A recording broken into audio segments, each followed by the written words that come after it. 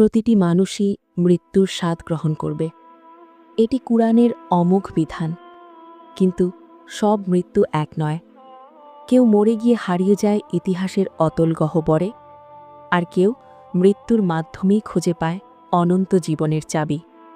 কিছু মানুষ এমনভাবে চলে যান যেন তাদের রক্ত প্রতিটি ধূলিকণায় লিখে দিয়ে যায়, সত্যের মৃত্যু নেই, ন্যায়ের পরাজয় নেই।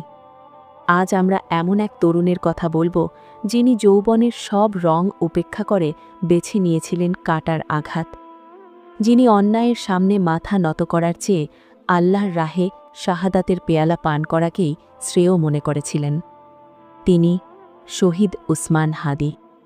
আল্লাহ সুবহানাহু ওয়া তাআলা পবিত্র কুরআনে ইরশাদ করেন, আর যারা আল্লাহর পথে নিহত হয়েছে তাদের তোমরা মৃত মনে করো না, বরং তারা তাদের রবের নিকট জীবিত এবং তারা রিজিক প্রাপ্ত।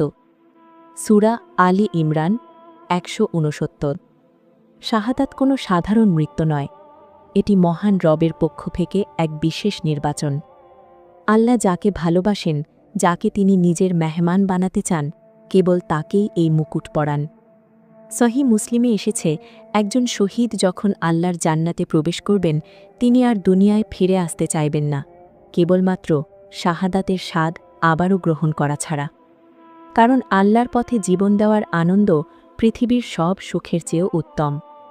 উসমান হাদি, তিনি কি জানতেন না যে সত্যের পথ কণ্টকাকীর্ণ? তিনি জানতেন, কিন্তু তার হৃদয়ে ছিল সেই ঈমানের আগুন যা তাকে অন্যায়ের সাথে আপোস করতে দেয়নি। কে ছিলেন এই উসমান হাদি? তিনি ছিলেন একাধারে ইলমে দ্বীনের আলোয় আলোকিত এবং আধুনিক শিক্ষায় শিক্ষিত এক অকুতোভয় তরুণ। একদিকে তিনি ছিলেন কোরআনের হাফেজ ও আলিমদের সহবতপ্রাপ্ত, অন্যদিকে ছিলেন ঢাকা বিশ্ববিদ্যালয়ের মেধাবী ছাত্র। কিন্তু তার সবচেয়ে বড় পরিচয়, তিনি ছিলেন সময়ের সাহসী সন্তান।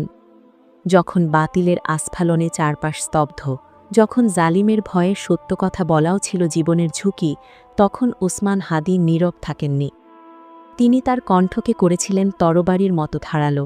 তিনি দাঁড়িয়েছিলেন মাজলুমের পক্ষে, কথা বলেছিলেন ইনসাফের জন্য। তিনি ক্ষমতার মোহ করেননি। তিনি তো চেয়েছিলেন এমন এক সমাজ যেখানে আল্লাহর আইন আর মানুষের অধিকার সুপ্রতিষ্ঠিত হবে। তিনি জানতেন, হক কথা বলা মানেই বাতিলের চোখে শত্রু হওয়া। কিন্তু যার অন্তরে আল্লাহর ভয়, সে কি দুনিয়ার কোনো শক্তিকে ভয় পায়? ওসমান হাদি ভয় পাননি। তিনি তার জীবনকে তুচ্ছ মনে করেছেন, কিন্তু ঈমানকে বিক্রি করেননি। রাসূলুল্লাহ সাল্লাল্লাহু আলাইহি ওয়াসাল্লাম বলেছেন, সবচেয়ে উত্তম জিহাদ হল অত্যাচারী শাসকের সামনে সত্য কথা বলা। ওসমান হাদি সেই উত্তম জিহাদের পথেই হেঁটেছেন এবং শেষ পর্যন্ত নিজের বুকের তাজা রক্ত দিয়ে সেই সত্যের সাক্ষ্য দিয়ে গেছেন। ডিসেম্বরের এক শীতের রাতে তিনি চলে গেলেন। কিন্তু তার এই চলে যাওয়া সাধারণ কোনো বিদায় ছিল না। লাখো মানুষের অশ্রু, আকাশ বাতাস প্রকম্পিত করা তাকবীর ধ্বনি আর জানাজার এই জনসমুদ্রই সাক্ষ্য দেয় আল্লাহ তার বান্দাকে কতটা কবুল করেছেন। যাকে জাতীয় কবির পাশে সমাহিত করা হয়, যার জন্য দেশের প্রতিটি প্রান্ত থেকে মানুষ ছুটে আসে, এটা কি দুনিয়াবি কোনো অর্জন? না, এটা আল্লাহর পক্ষ থেকে এক বিশেষ সম্মান। হাদিস শরীফে এসেছে, শহীদদের রক্তের প্রথম ফোঁটা মাটিতে পড়ার আগেই আল্লাহ তার সব গুনাহ মাফ করে দেন। তাকে জান্নাতের পোশাকে সজ্জিত করা হয়। উসমান হাদি আজ আমাদের মাঝে নেই, কিন্তু তার রেখে যাওয়া আদর্শ প্রতিটি মুমিনের হৃদয়ে স্পন্দন হয়ে আছে। তিনি প্রমাণ করে গেছেন, দেহ নশ্বর, কিন্তু আদর্শ অনশ্বর। আসুন আজ আমরা আমাদের এই ভাইয়ের জন্য রবের দরবারে হাত তুলি। হে আল্লাহ, আমাদের ভাই ওসমান হাদিকে তুমি কবুল করো। হে আরশের মালিক, তিনি তোমার দ্বীনের জন্য, তোমার বান্দাদের অধিকারের জন্য, সত্য আর ন্যায়ের জন্য নিজের জীবন বিলিয়ে দিয়েছেন। তুমি তার শাহাদাতকে কবুল করো। হে আরশের মালিক, কবরের অন্ধকারকে তার জন্য জান্নাতের বাগান বানিয়ে দাও। তাকে জান্নাতুল ফিরদাউসের সর্বোচ্চ মকাম দান করো। হাসরের ময়দানে তাকে শাফাআতকারী হিসাবে কবুল করো। তার পরিবারকে সাবার ও উত্তম জাযা দান করো। হে আল্লাহ, শুধু উসমান হাদি নন, এই জমিনে যারা তোমার দ্বীন ও ন্যায়ের পক্ষে কথা বলতে গিয়ে জীবন দিয়েছেন, যারা জুলুমের শিকলে বন্দী হয়ে ধুকে ধুকে মরছেন, তাদের সবার কুরবানিকে তুমি কবুল করো। আমাদের এই জনপদকে তুমি সব ধরনের ফিতনা ও জুলুম থেকে রক্ষা করো। আমিন। প্রিয় ভাই ও বোনেরা, শহীদরা তাদের কাজ শেষ করে চলে গেছেন।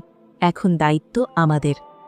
উসমান হাদির রক্ত আমাদের প্রশ্ন করছে, আমরা কি সত্যের পথে অবিচল থাকব, নাকি অন্যায়ের সাথে আপোষ করে নেব?